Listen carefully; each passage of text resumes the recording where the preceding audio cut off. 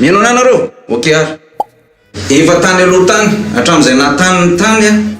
ny zaza mambehivavy no efa nikikika ny tomany fa tsisy ny eny zany fa setrin' zany dia mbola herisetra trany ka zao koziko aminareo okizay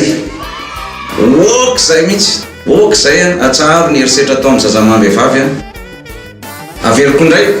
okizay fa tsy milay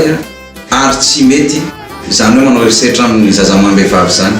Sika lehilahy sika natao hiaro indray ve ny andeha hanao herisetra amin'ny zaza mambehivavy dia lahy io okizay ny filandratsiny lahy tazomy anaty patalohan'ny lahiny io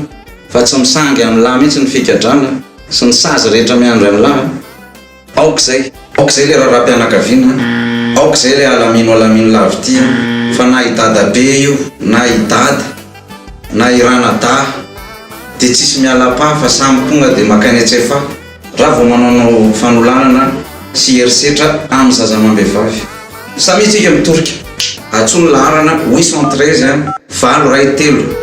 na manorata amin'ny SOS herisetra.org io ambany io le izy ary aza misalasala mihitsy nareo mananoratra na miantso fa hotazominao tsy ambara telo manontolo ny antsonareo sy ny fitorianareo. Sotra to.